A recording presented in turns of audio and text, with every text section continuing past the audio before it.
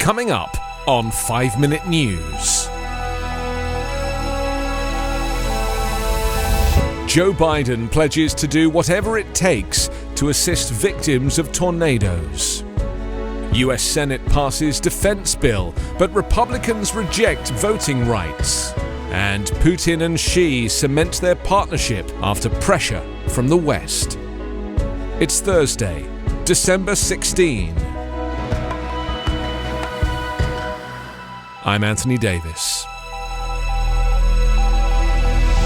President Joe Biden on Wednesday pledged to do whatever it takes as long as it takes to help Kentucky and other states after a series of deadly tornadoes that he said left a trail of unimaginable devastation. You will recover and rebuild, he said. The scope and scale of this destruction is almost beyond belief, he said, as he stood before a home reduced to a few walls and piles of rubble in Dawson Springs, one of 2 Kentucky towns he visited.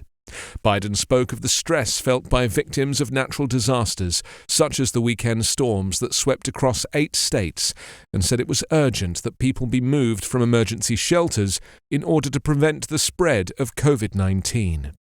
At the same time, the president praised the outpouring of support from reeling communities and said the federal support he had committed will keep flowing. More than 30 tornadoes tore through Kentucky and 7 other states over the weekend, killing at least 88 people.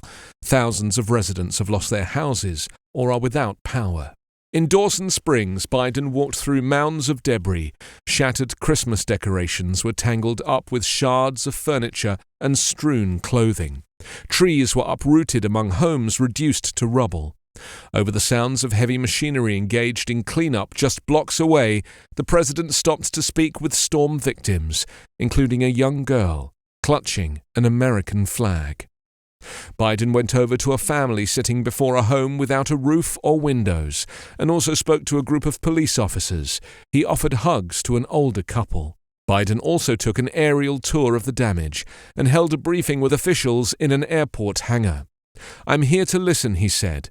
"This kind of tragedy," Biden said, "either brings people together or it knocks them apart." As US senators struggle to agree on voting rights legislation, and with hopes dampening on any agreement before the new year, the Senate had no delay in backing the National Defense Authorization Act, or NDAA, sending a $770 billion bill to President Joe Biden's desk for his signature. The vote was 89-10, with strong support from both Democrats and Republicans for the annual legislation, which authorizes funding and sets policy for the Department of Defense. There also was strong bipartisan support for the bill in the House of Representatives, which passed it by 363-70 last week. The fiscal 2022 NDAA authorizes $770 billion in military spending, $25 billion more than Biden requested, and about 5% more than last year's budget.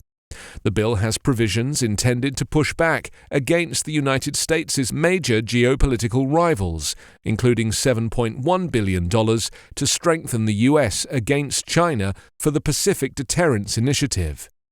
A result of intense negotiations between House of Representatives and Senate Democrats and Republicans, the legislation also includes a 2.7% pay increase for troops and more aircraft and Navy ship purchases.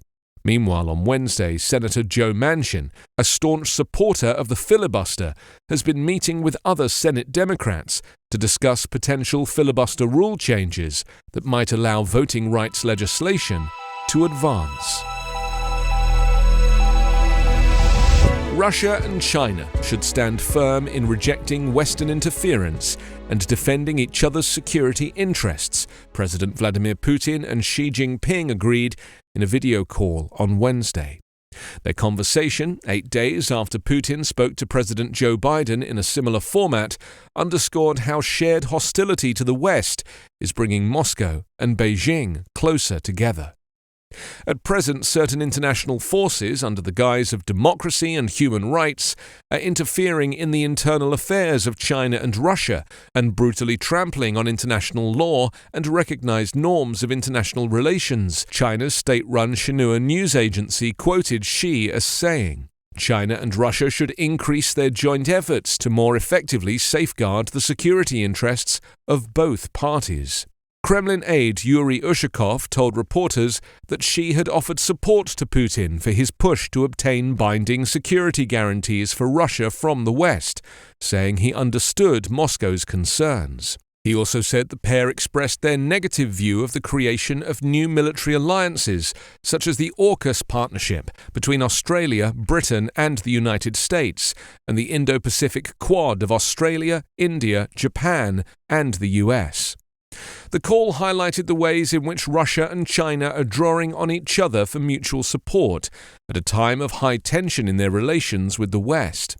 China is under pressure over human rights, and Russia is accused of threatening behavior towards Ukraine. Putin has used Russia's partnership with China as a way of balancing US influence while striking lucrative deals, especially on energy. He and Xi this year agreed to extend a 20-year friendship and cooperation treaty. You can subscribe to 5-Minute News on YouTube with your preferred podcast app. Ask your smart speaker or enable 5-Minute News as your Amazon Alexa flash briefing skill. Subscribe, rate and review online at 5minute.news. 5-Minute News is an Evergreen podcast covering politics, inequality, health and climate, delivering independent, unbiased and essential world news daily.